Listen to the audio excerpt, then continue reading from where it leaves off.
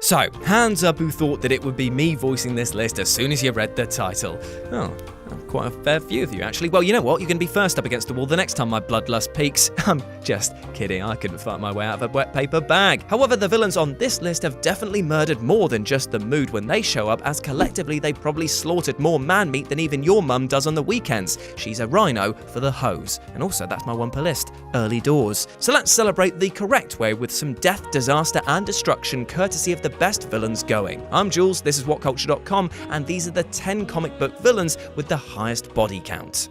Number 10, NITRO. Death toll 600. NITRO is one of those villains who's been around for decades but only recently became a major player in the Killing Spree game. He did play a part in the death of Mar-Vell, but his biggest crime by far was blowing up the city of Stamford in Connecticut during the prelude to Civil War. That single explosion resulted in the deaths of 600 people, which included 60 children in a nearby elementary school. That event kicked off the Superhero Registration Act, which in turn kicked off one of the biggest crossover events in history, the Civil War. Now, while you might look at it and think, oh, 600 deaths, that isn't that much, well, A, alright, you're psycho, we'll get to bigger numbers soon, and B, he was actually a catalyst that led to the deaths of Goliath, Captain America, and many more through Civil War. And with that in mind, you could argue that NITRO ended up being one of the most damaging supervillains to the Marvel Universe. However, let's Wolf of Wall Street this and pump up those rookie numbers, shall we?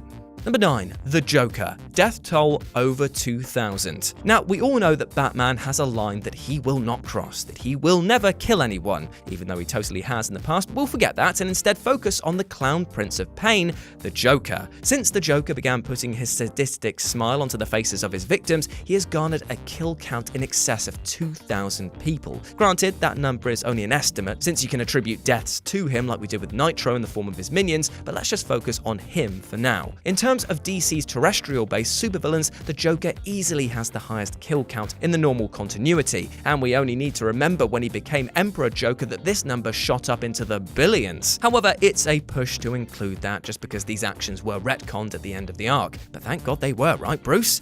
Ooh, that doesn't look nice.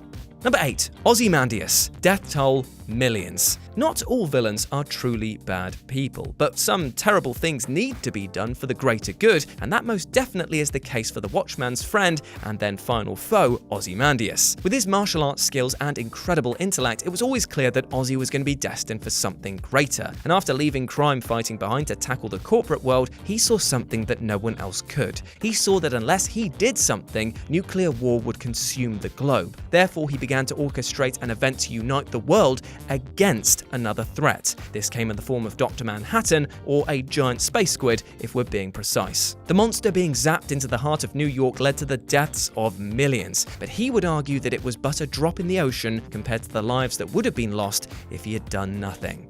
Number 7, Bolivar Trask. Death toll tens of millions. The mutants of the Marvel Universe are some of the most powerful beings on Earth. But when you get right down to it, they are little more than the targets of persecution, segregation, and prejudice. It's why their tales have been seen as much more relevant today than ever, and why many of the mutants are so identifiable with. And it does mean that there's a lot of hate for Trask and his Sentinel program. Now, originally the Sentinels were meant to just arrest mutants, not kill them, but in 2 major instances, it was made clear how deadly these constructions were. In the Days of Future Past storyline, they were responsible for a massive genocide of mutants, as well as humans who could have passed on the mutant gene. However, this timeline isn't in the main Marvel continuity. What is, however, is the time that the Sentinels slaughtered the population of Genosha, forming a death total of 16,521,618 mutant deaths. Woof.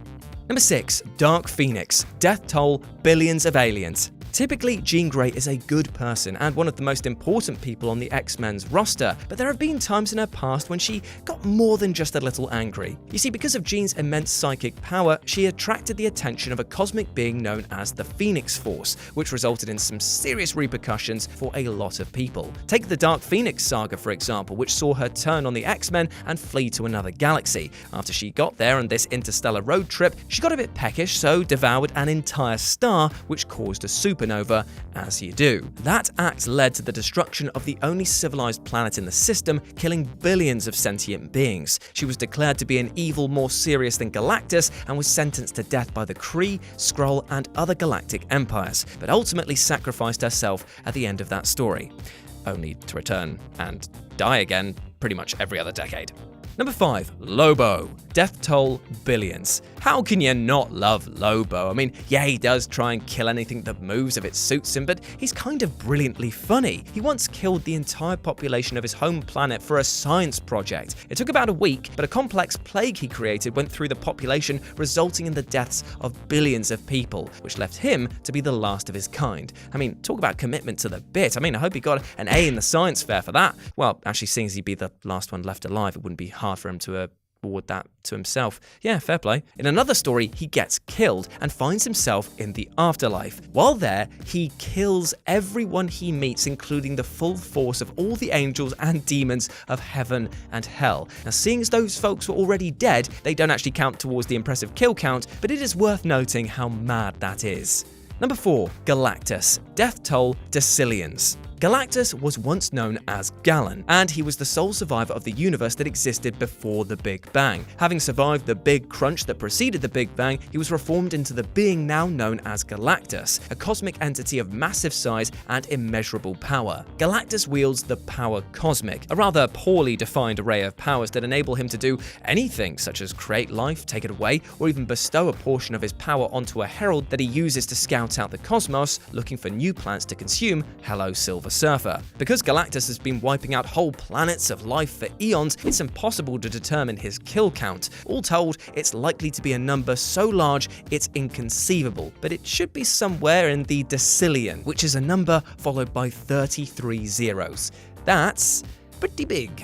Number 3, Thanos. Death toll, over half the life in the universe. Here he is, the old bubble boy himself. This guy has been the talk of everyone's tongues recently, and it's not hard to see why, with his on-screen iteration snapping away half of life itself across the universe, which is no small feat. However, in the comics, it's even better, seeing as one could argue that the whole thing was motivated from his want to get a bonk on with Lady Death. The remaining superheroes of the Marvel Universe banded together to take on the Mad Titan, but he was able to subdue each and every one of them. Ultimately, though, it was his hubris that ended Thanos' reign of terror. He left a withering corpse of Gamora near his own body when he assumed the role of Eternity, which left the Infinity Gauntlet within her reach. All of his deaths were wiped out, and she set the clock back 24 hours. But you can't disregard the simple fact that Thanos once killed half of all life. That is far more than Galactus could probably ever achieve.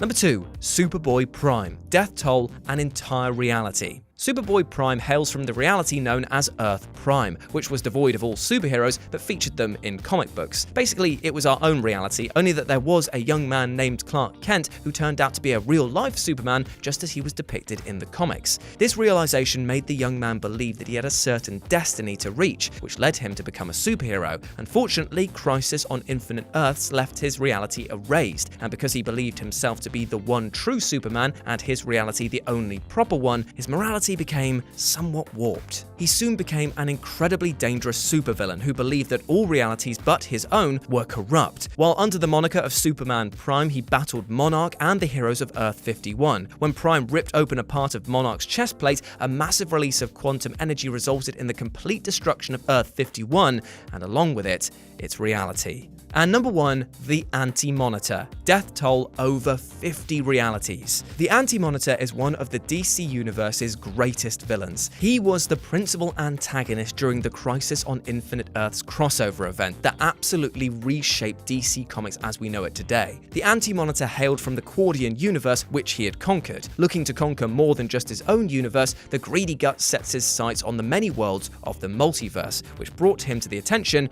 of pretty much everyone. Many lives were lost in the battle, including Supergirl and the Flash. Ultimately, the multiverse was destroyed, leaving only a single reality and a new antimatter universe left for the survivors. Many of them were saved and taken into a paradise dimension, but the ones who weren't were simply erased. The event reshaped the DC universe and cleared up a lot of inconsistency from years of multiple realities. That being said, the Anti-Monitor's destruction of the entire multiverse means that he was responsible for the deaths of an infinite number of realities, and every every being who lived within them. Body counts literally cannot get any higher than that. And there we go, those were 10 comic book supervillains with the highest body counts. Let me know what you thought about it down in the comments section below, because that was insane, right? But you know what's not insane? Taking care of yourself physically and mentally. Make sure that you're trying to do the best you possibly can to be fair to yourself. It is okay to take a break from things. It is okay to fail. It is okay to be emotional with those close to you. Never forget that, all right? It's very important. As always, I've been Jules. You can go follow me at RetroJ with a 0 over on Twitter, and I'll speak to you soon, you lovely, lovely people.